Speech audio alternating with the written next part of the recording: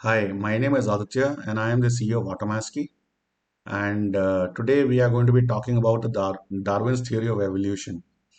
Now, before we even go to the first slide and start talking about anything, I want to tell you that Automaski does not deal in politics or religion, and nothing said in this presentation has any implied, implications, religious implications or political implications.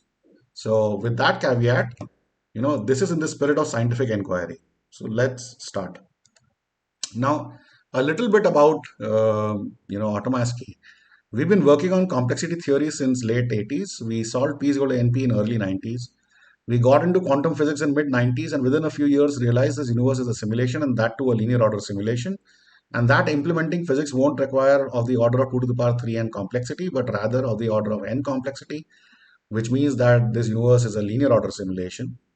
We had developed a rudimentary quantum computer a few years later, but only in 2014, when there were massive publications, we figured out which gates to implement and what algorithms to benchmark and test with. Hence, we implicitly achieved quantum supremacy in early 2015 by virtue of having created the world's most powerful quantum computer with a billion qubits and infinite precision. 2 years back, we simulated quantum gravity with a billion qubits.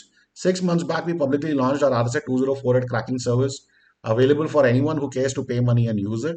Till then, it was available only to Department of Defenses and agencies around the world behind closed doors. And today, we are working on our quantum gravity computer based on causaloid formalism. Again, if we think of it, the core quantum gravity computer at Atomaski has been ready for years now.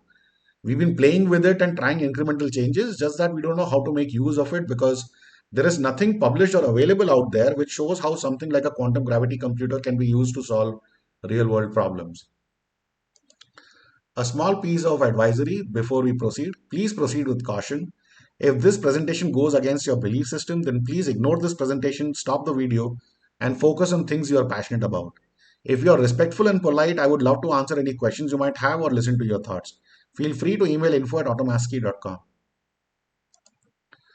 Now, what is Darwin's theory of evolution? In the 19th century, in 1809 to 1882, Charles Darwin created a theory of biological evolution.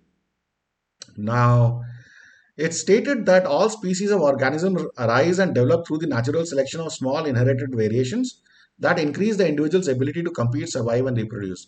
Basically, he was saying that you know species evolve in incrementally in small ways, and the best of those evolutions or features or abilities survive the process of natural selection, and that is how the species evolve.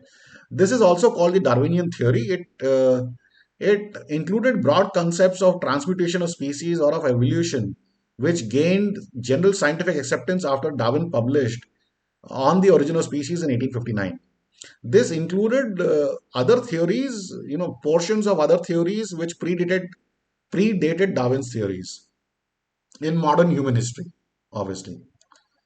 Now, this is how Darwin's theory is usually depicted. We evolved from apes and so on, and through gradually, incrementally over time through a process called natural selection. Now, Darwin's theory is literally dead. It is a theory in crisis. In light of tremendous advances we have made in molecular biology, biochemistry, and genetics over the past 50 years, we now know that in fact tens of thousands of irreducibly complex systems exist at the cellular level. This pervades the microscopic biological world. Everything from proteins to genes are so complex, and they are irreducibly complex. Molecular biologist Michael Denton wrote, although the tiniest bacterial cells are incredibly small, weighing less than 10 to the power minus 10 to 12 grams, each in 10 to the power minus 12 grams, each is in effect a micro miniaturized factory containing thousands of exquisitely designed pieces of intricate molecular machinery made up altogether of hundreds of thousands of millions of atoms, far more complicated than any machinery built by man and absolutely without parallel in the non-living world. And Darwin also conceded that if it could be demonstrated that any complex organ existed which could not possibly have been formed by numerous successive incremental modifications, his theory would break down. Such complex organs are known as irreducibly complex systems. The irreducible part means that it is composed of multiple things, all of which are necessary for the system to function. So you cannot build such systems incrementally. Even if one part is missing, the entire system will fail to function. Each individual part is an integral part of the entire system.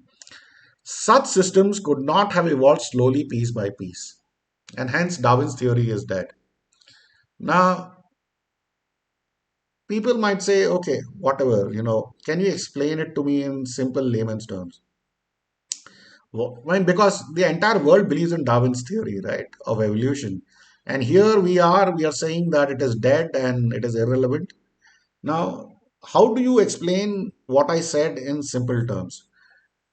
Do you think, I'll ask a question, do you think a human eye can get created by accident, by random incremental changes, and in one magical instant, the eye will become manifest and become a part of the human body?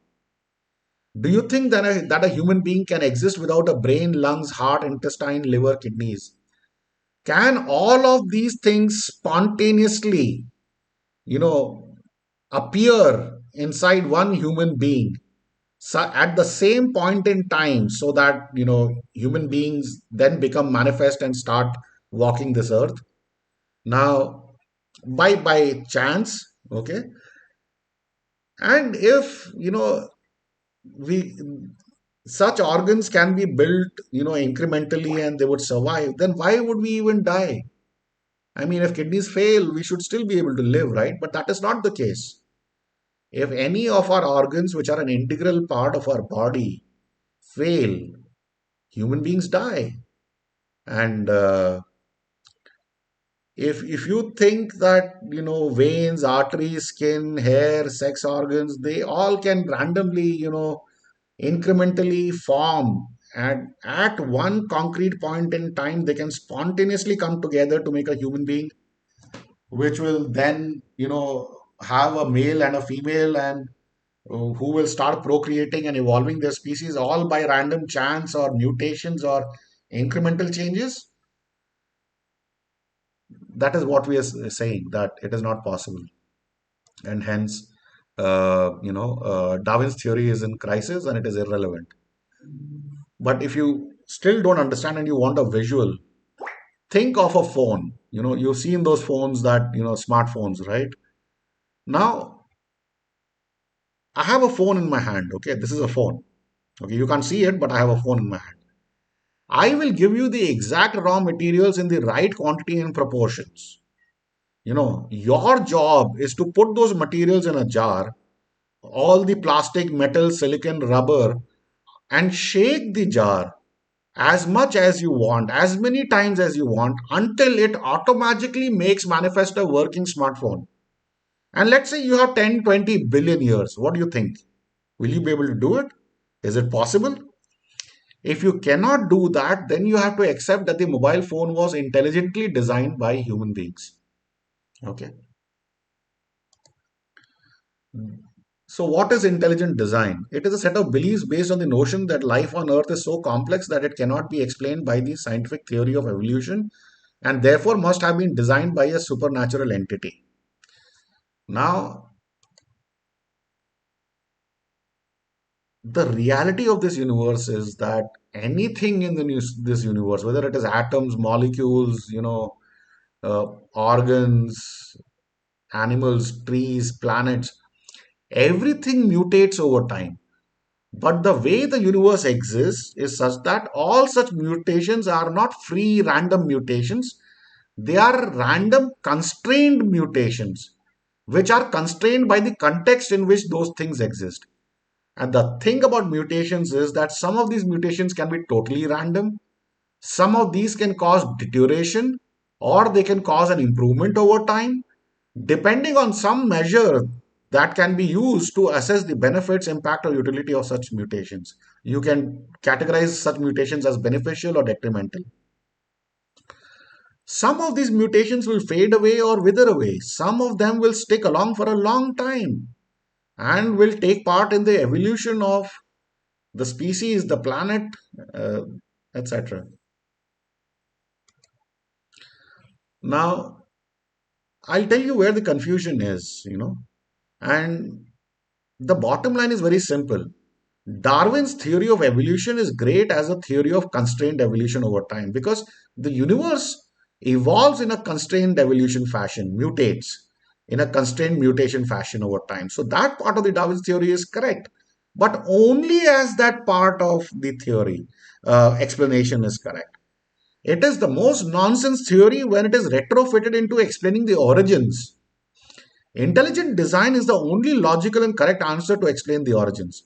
Though life on Earth can be explained by designs of other intelligent species and not just the designs of the ultimate creator of this universe.